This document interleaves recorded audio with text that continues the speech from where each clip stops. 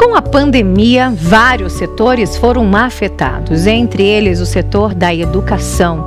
Dias atrás, falamos da situação das escolas municipais e estaduais. Hoje, conforme pedidos de inúmeros telespectadores, a gente vai falar da situação das escolas particulares, que atualmente Londrina possui cerca de 30 mil alunos, desde as primeiras séries da educação infantil até o ensino médio. Aqui no estúdio, eu estou com o advogado Dr. Jossam Batistucci, que vai falar um pouquinho sobre isso. Dr. Jossam, bom dia, é um prazer recebê-lo aqui. Bom dia, Sara. Afinal de contas, como é que está a nossa situação? Incerta, né? Incerta. O que nós sabemos é que é sempre uma postergação da data de retorno dos alunos. E, evidentemente, sempre com uma preocupação referente à saúde de todos os envolvidos. Ocorre que aquilo que era provisório, lá em março, né, na segunda quinzena de março, se esperava talvez 15 dias, um mês ou até o final de abril, nós já estamos caminhando para o final de maio e ainda está se protelando bastante uma decisão sobre isso de maneira sábia, porém com efeitos muito claros e com muitas dúvidas nos pais, nas escolas, em todos os atores dessa relação contratual. Talvez nos primeiros anos, educação infantil, a gente sinta pelo fato das crianças estarem em casa, mas a questão curricular talvez não pese tanto. Agora, quem já está ensino fundamental 2 ou ensino médio, pensando aí no vestibular, é muito conteúdo que não dá para ser passado online da mesma maneira que se passava presencialmente. Existe algumas faixas etárias que têm repercussões diferentes. Sim. Então, por exemplo, crianças até 3 anos, que tem uma educação mais lúdica, acaba tendo algo mais tranquilo, os pais sabem que isso depois é compensado. Agora, crianças de 4 ou de 5 anos até 10, 11 anos, precisam de uma atenção muito intensa, a qual os pais não são preparados para serem professores. E não tem tempo. Muitos estão trabalhando, tem muitos que relatam estarem com os avós, por exemplo, e os avós talvez não tenham a capacidade de educar que um professor tem. Eles estão inseridos ou estavam inseridos numa realidade presencial e são forçados a uma realidade virtual de aprendizagem. As crianças ou já adolescentes a partir de 11, 12 anos, ou até já os que estão fazendo pré-vestibular, muitas vezes acabam tendo uma capacidade maior, porque já estão mais habituados à relação tecnológica e até mesmo com o aprendizado. E tenho notícias de alguns colégios particulares de São Paulo, daqui de Londrina e de outras cidades, que estão fazendo as aulas de maneira normal. Só que virtual.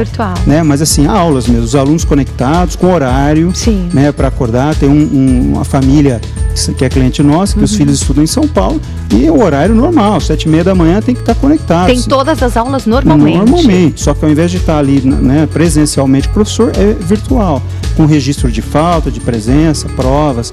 Então, escolas que conseguiram se adaptar muito bem. Evidente que tudo isso acarreta uma diferença de custos, seja para reduzir ou para aumentar diante daquilo da relação contratual.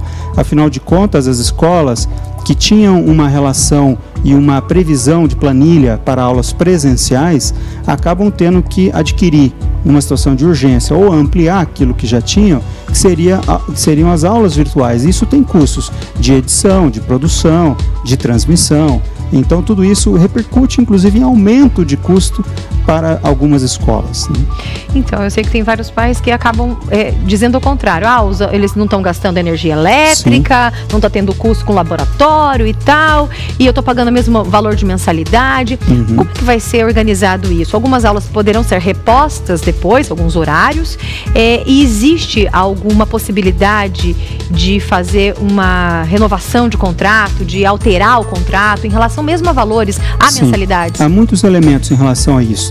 É uma via sempre de mão dupla, né? As escolas certamente têm algumas partes da sua planilha de despesas tem redução. Então, os custos de algumas manutenções, limpeza e vários outros elementos, muitos relatam até a segurança, que dá para reduzir, né, o número. Muitos aderiram, muitas empresas, escolas, aderiram a esse programa do governo de redução de jornada, com redução de salários. Então, tudo isso representa custos. Na faixa de 3% a 10%, algumas escolas até 15%. Algumas escolas também conseguiram, aquelas que não têm imóvel próprio, a redução do aluguel, do custo do aluguel. E isso, evidentemente, que também repercute no preço. Ainda que pequeno, porque nós temos uma pulverização, né, dos custos da escola nas várias mensalidades. Então, não é necessariamente que reduz 50%, como eu já ouvi alguns pais relatando, mas que há uma redução de custo lá. Por outro lado, embora eu tenha falado desta elevação de custos, porque também é uma realidade de muitas escolas, existe a questão do bolso dos pais. Né? Muitos pais não tiveram qualquer tipo de mudança.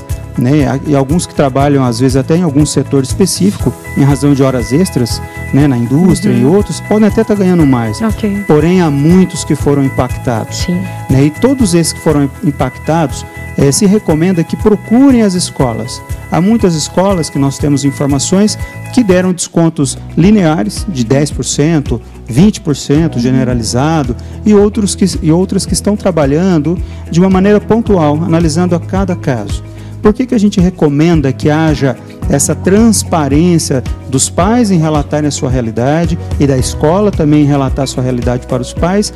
Porque com isso vai se proporcionar bom senso, diálogo e evitar que se vá por uma ação judicial. Sim, tentar amigavelmente, inicialmente. Né? No direito, nós temos a situação da força maior, que é esse impacto, ninguém imaginava, isso era imprevisível, é inevitável, como a gente está vendo, né? Todo o esforço do poder público em tentar controlar, reduzir, achatar a curva, porém está impactando. Sim.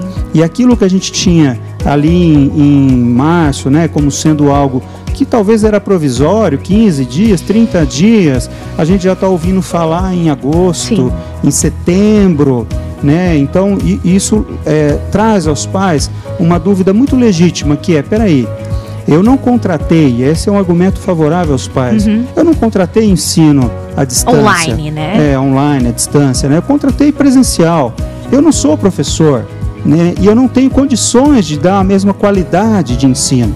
Então, algumas premissas são muito importantes, Sara. Primeiro, o serviço que não é prestado não pode ser cobrado. Então, alimentação nas cantinas, quando as escolas já incluem isso no preço, se não está sendo fornecida, não pode ser cobrado. Aulas, por exemplo, de, vamos supor, teatro, educação física, ou robótica, ou aulas que não conseguem ser transmitidas via online, né, elas também não podem ser cobradas. É a mesma coisa do transporte escolar, que também muita gente me pergunta como ficam os contratos de transporte escolar. Bom, se não está sendo prestado, não pode ser cobrado. Agora, as escolas, até por uma questão legal, envolvendo o direito educacional, têm o dever de cumprir o currículo e o ano letivo. E uma vez cumprindo o ano letivo, tem no contrato das escolas a possibilidade, sim, e o direito de cobrar por aquilo. Ocorre que no meio do caminho teve essa mudança, né? E essa mudança impacta, sim, tanto a favor dos pais quanto a favor das escolas, que deve ser analisado pontualmente cada caso para verificar. Se não houver o acordo, os pais vão procurar a justiça, individual ou de maneira coletiva, e queiramos bem ou não, né, bem ou mal, mas teremos uma decisão judicial. E vai ser um terceiro influenciando na sua relação contratual, o que nem sempre é positivo. Né? Então é muito importante que haja essa situação, essa tratativa, que os pais, por exemplo, e a escola possam negociar uma redução provisória para que depois haja uma compensação, né? Isso em relação às aulas e o conteúdo que vai ser ministrado. E obrigatoriamente a mesma qualidade de ensino tem que ser verificada. Né? Então, se nós realizarmos de repente avaliações aos alunos que já têm avaliações, será que lá em setembro, agosto, teremos a mesma qualidade? Né? Uma avaliação justa e muito bem medida por parte das escolas certamente mostrará, né, se houve ou não perda de qualidade em relação a esse ensino, o que é muito e é o ponto mais preocupante, né? Doutor José Batistucci, para a gente encerrar, tem mais uma pergunta no WhatsApp de telespectador. Coloca pra gente aqui, a Silvia do Centro. Eu tenho que trabalhar, não tenho com quem deixar as crianças. Aí eu tenho que pagar uma babá agora e ainda pagar a escola de forma integral. Isso é legal? Isso é uma particularidade, né, da telespectadora. Ela precisa trabalhar, é o que nós mencionamos. Alguns pais precisam trabalhar, não tem como cuidar das crianças. Observe que babá para cuidar de criança é diferente de custos, né, para ter a aula. Há uma dificuldade também de muitos pais de não terem a mesma qualidade, né, da internet necessária a esse tráfego, né? E esse é um dos motivos que podem realmente compor tanto a questão da discussão sobre a qualidade de ensino, ou seja, quem vai ensinar, como que vai ensinar, e também a própria elevação de custos dos pais. Então, esta diferença que a gente pode até decorrer, né, e mostrar que é uma teoria da imprevisão no direito, vai se impactar na relação contratual.